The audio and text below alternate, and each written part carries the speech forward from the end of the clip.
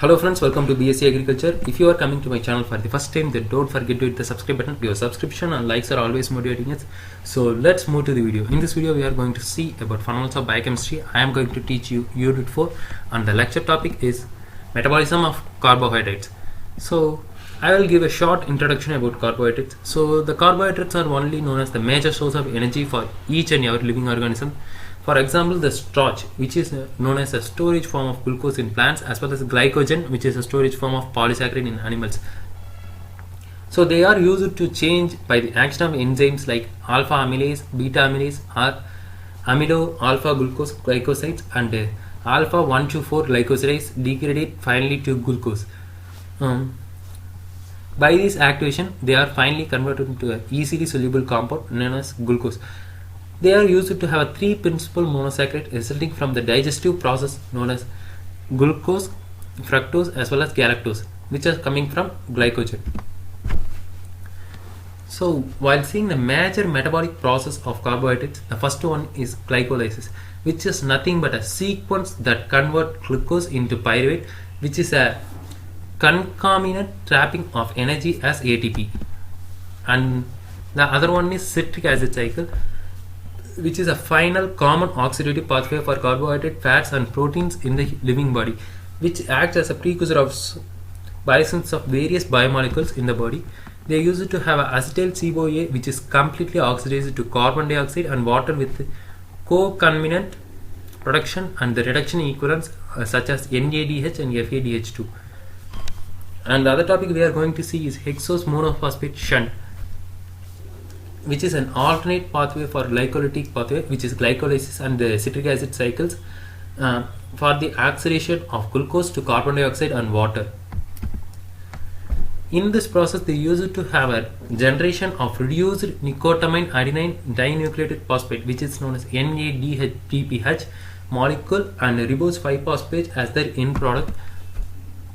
And in gluconeogenesis, they use it to form a biosynthetic pathway which generates glucose from non-carbohydrate precursors, and glycogen metabolism, so which is a glycogenesis is the process name, and which is a pathway where the glycogen is synthesized to produce glucose in the living organisms, and glycogenolysis, which is a pathway glycogen is broken down into glucose. So you must need to remember that glycogenesis, which is a pathway where the glucose is converted to glycogen. Glyconolysis, where the glucose is broken down into glycogen. And in glycolysis, which is found known as EMP pathway, where it was found by Embeden-Meyer for Parnas. So he used to call this pathway by his own name. So he used to derive it from the Greek system, glysis meaning sweet and lysis means splitting. So the first primary pathway occurring in the cytoplasm, where the enzymes responsible for catalysis in the extra mitochondrial subtraction of the cell is known as cytoplasm, and the ability to function under anaerobic condition.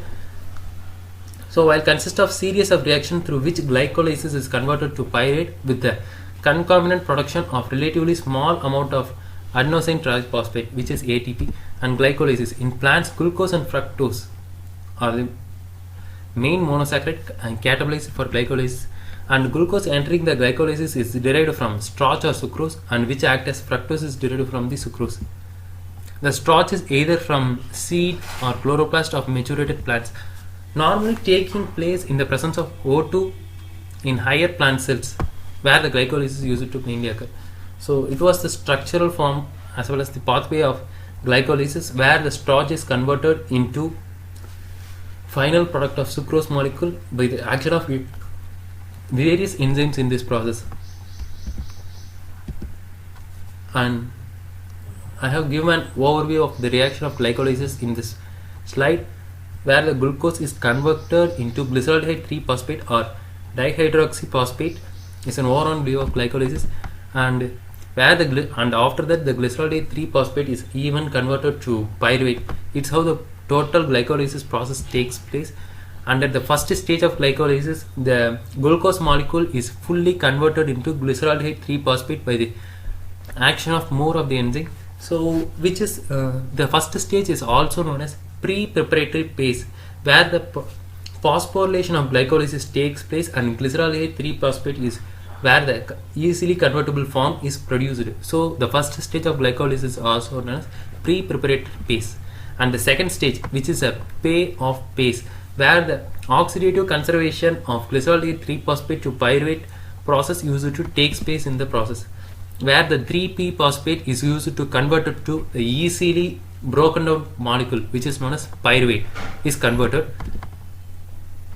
So while seeing the first one, the pre-preparatory phase, the first phosphorylation of glucose, the ATP molecule, which act as a phosphoryl donor, and the enzyme being hexokinase is acted on this process, and hexokinase require Mg2 plus for their activity, and thus the substrate for an enzyme being truly which act as Mg-ATP2 complex. I have shown that the ATP used to give as a phosphoryl donor in this process and used to form glucose 6 phosphate as the first step.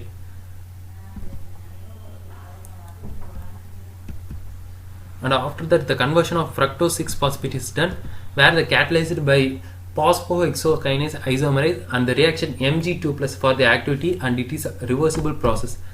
It's how the process takes place, where the glucose 6 phosphate is converted to fructose 6 phosphate by the presence of an enzyme phosphohexose isomerase, and which the 2 is denoted, and the other one is 3 phosphorylation of fructose 6 phosphate, where they are catalyzed by phosphofructokinase 1, and the reaction is irreversible, and another enzyme phosphofructose 2 yields the fructose 2,6 biphosphate, and the phosphofructokinase 1, which is an regulatory enzyme, its activity being influenced by ATP, and fructose 2,6 biphosphate is occur at where the I have shown this picture, the fructose 6 phosphate from the reaction of 2 it is converted to fructose 1,6 biphosphate in this process. And the fourth process is the cleavage of fructose 1,6 biphosphate, where the fructose 1,6 biphosphate is also termed as simple aldose is catalyzed, and molybdenum contains a zinc contaminant aldose is used to react in this process. For this, where the fructose 6 phosphate is further catalyzed into 2 parts. And the fifth one is interconversion of triose phosphate, where the triose phosphate isomerase is dihydroxyacetone is pulled in the glycolytic pathway, and the catalyzation is occur. It's how the reaction is occur. And the sixth one is the payoff stage of glycolysis. Until the 5 process, it is known as pre-preparatory phase, and the sixth one is oxidative glycerol 3 phosphate to 1,3 biphosphate, which comes under payoff stage. In this payoff stage, the glycerol 3 phosphate dehydrogenase is used to activate it, and the first of the 2 energy conservation reactions of glycolysis that led to generation of ATP in this process, and the aldehyde group of the glycerol 3 phosphate is dehydrogenated, and carboxylic acid anhydride with phosphoric acid, where the acyl anhydride is used to be acted on this process. And after that, the 7th one is phosphoryl transfer from 1,3 biphosphoglycerate to ADP. From this process, the phosphoryl glycerate kinase used to activate in this process, and which involves the transfer of high energy phosphorylation of ATP to ADP, and 3 phosphoglycerate forms are used to be produced, and the formation of ATP by phosphoryl groups are transferred is known as substrate level of phosphorylation. The 7th is also known as substrate level of phosphorylation, and the 8th one is known as conversion of 3 phosphoglycerate to 2 phosphoglycerate, at which the phosphoglycerate mutase is used to be acted, and the shift between carbon C2 and carbon C3 are used to be catalyzed, and the reaction requires magnesium 2 plus ion, at which this process is used to occur. And the 9th one is dehydrogenation of 2 phosphoglycerate to phosphophenol pyruvate, from which the pyruvate compound is used to produce, at which the catalysis of enzyme enolase is used to act on 2 phosphoglycerate and used to form phosphophenol pyruvate, In this process, the used to involve high energy phosphorylate group used to be transferred with a potential removal of water from this compound. And the 10th process is the transfer of phosphoryl group from phosphoenol pyruvate to ADP, at which the 2 ADP is used to be converted to ATP in this process, and the final product pyruvate is formed in this process, which is catalyzed by pyruvate kinase, and the second reaction which undergoes is substrate level phosphorylation, where the production pyruvate firstly appears in the enol form, which then tautomerizes to the keto form. It's how the process is done. So after knowing that, we must need to go and read for the fate of pyruvate under anaerobic condition, which is a lactic acid fermentation. So which is reduction, which is carried out by lactate dehydrogenase, is a process where the pyruvate molecule is further dehydrogenated in the presence of lactate. And the other compound is anaerobic glycolysis, which is alcoholic fermentation, where the lower forms of liver yeast ferment used to pour where the pyruvate to ethanol, and it is a two-step reaction where the pyruvate decarboxylase and alcohol dehydrogenase ADH are respectively occurs. In the second reaction, acetaldehyde is even reduced to ethanol in this process. So I have given that the pyruvate is converted to acetaldehyde, and it was even converted to ethanol in the presence of alcohol dehydrogenase, where the NADH is converted to NAD plus.